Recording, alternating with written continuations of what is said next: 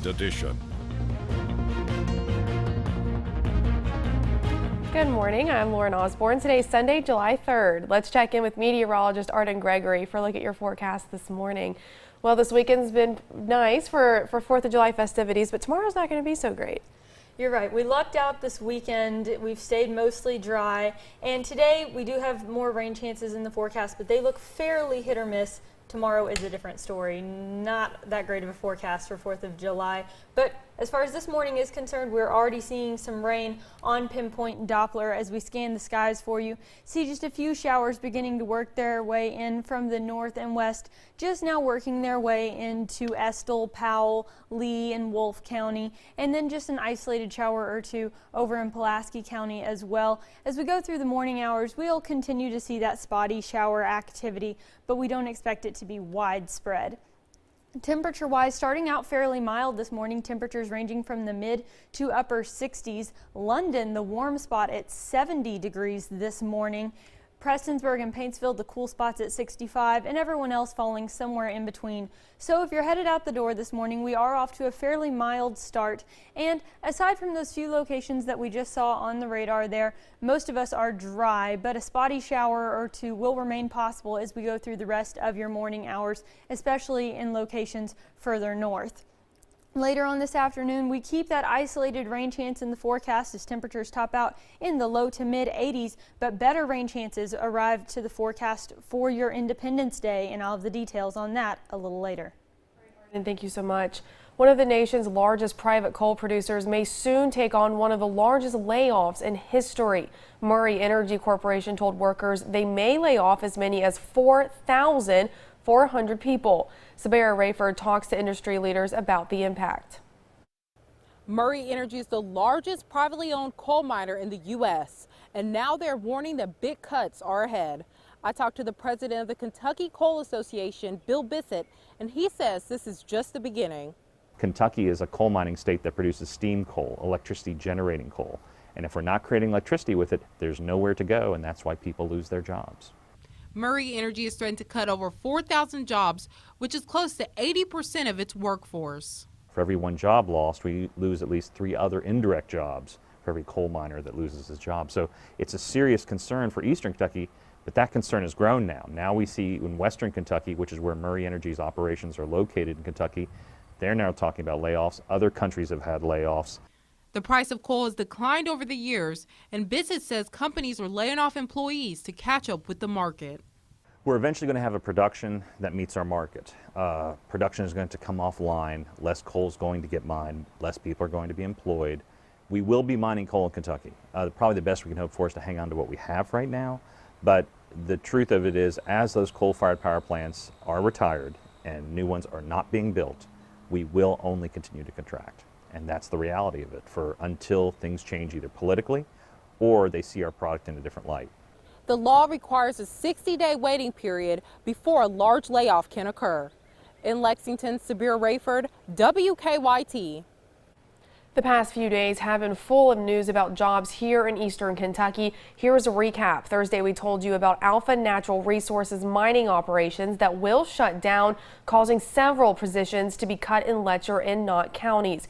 It's unknown how many because company officials will not comment. Also this week, a deal struck with the France popsicle stick making company will help provide 90 jobs in Corbin. Officials say the initial investment is around $15 million. In Mingo County, West Virginia, deputies say a small child drowned yesterday morning. We're told it happened in the Newtown area. Officials say the child was just 22 months old. Not many details have been released, but you can stay updated on WYMT.com or on our news app. We're learning more about a deadly crash that happened yesterday in Perry County. Sheriff's deputies say they responded to a single car crash around 1:30 yesterday afternoon off Kentucky Highway 28 in the Buckhorn community. Officials say the driver, 43-year-old Jeffrey McDonald of London, failed to turn and left the road. McDonald died. His passenger, 40-year-old Terry Smith, also of London, was flown to a nearby hospital. Deputies say they do believe alcohol played a role in the crash. And in Pulaski County, Somerset police say a woman has died from injuries she suffered during a crash Friday night. Police say 68-year-old Patricia Shaden was riding in her wheelchair at the intersection of US 27 and Langdon Street when she was hit by an SUV. She was taken to a nearby hospital where the coroner said she died. Police are not sure if she accidentally entered the roadway or was trying to cross US 27. The driver, an 18-year-old man, was not injured. Emergency officials say the body of a flooding victim has been recovered in Greenbrier County, West Virginia, bringing the number of those killed to 21, with 2 people still missing. Here's video from last Thursday's historic flooding. According to a statement released by the emergency management director, the body will be taken to the state medical examiner for an autopsy. The victim was not identified. Officials say the 2 still missing in Greenbrier County are presumed dead. West Virginia state road officials have estimated the flooding caused about $36 million in damages to roadways in 18 counties. This past week, the Phelps Fire Department lost one of its founding members. Ronnie Vaughn helped start the Phelps Volunteer Fire Department. He died on Thursday. WYMT's Chandler Markey spoke to current firefighters about Vaughn's legacy. There'll never be another Ronnie Vaughn. On Thursday, the Phelps Fire Department lost one of their own. 78-year-old former fire chief Ronnie Vaughn died after enduring prolonged health issues. Ronnie was one of the founding members of the Phelps Volunteer Fire Department from 1960. He served as chief for 12 years of the 55 that he was on the department before his retirement last year. Now firefighters are left with the memories of their former chief, mentor, and friend. He was a big inspiration to me as the way he was determined to go out and help. I know I'm going to miss him a lot. The department dedicated one of their fire engines, purchased in 2005, to Ronnie for his dedication to the fire department. He was one that helped us start upgrading a lot of the fire trucks as he was in as chief. As they say goodbye to a man that dedicated much of his life to saving others. I'm speechless. I mean, it's just hard right now to even comprehend the loss not only to the department and his family, but to the community as a whole. Firefighters say Vaughn stepped down from the fire department last year due to health reasons. In Pike County, Chandler Markey, WYMT Mountain News. Funeral services for Vaughn are today at 1 o'clock at the Church of God in Jesus' Name in Phelps. An Eastern Kentucky cardiologist allegedly performed unnecessary heart procedures and billed the government for them. A federal grand jury charged Dr. Anis Chalhoub for implanting pacemakers into patients without sufficient need or justification. The medical fraud charges carry a sentence of up to 10 years in prison if convicted. The indictment states all of this happened between 2007 and 2011.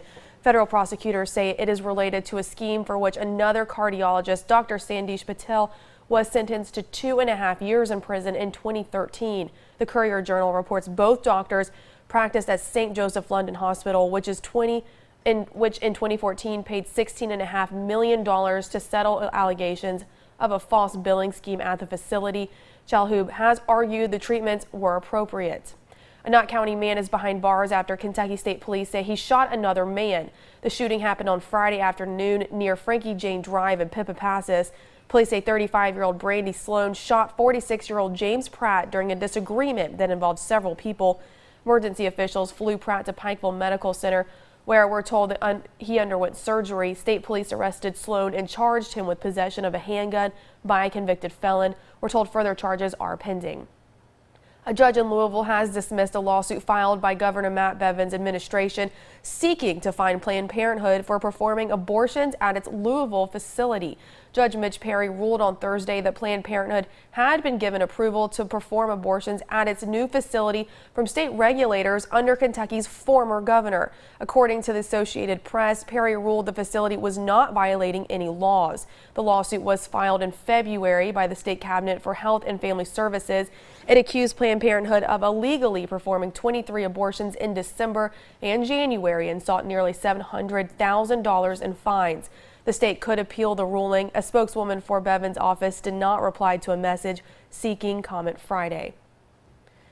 Coming up on Mountain News this morning, Hillary Clinton is interviewed by the FBI just 4 weeks before she's set to be formally nominated as a Democratic presidential nominee. And ahead in sports, Tyson Gay makes one last run for the Olympics. We'll check in to see how he did in his 100-meter qualifying heat. And a few hit-or-miss showers and storms are possible today, but we could see some strong to severe storms tomorrow. Stay with us. I'll break it all down for you when we come back.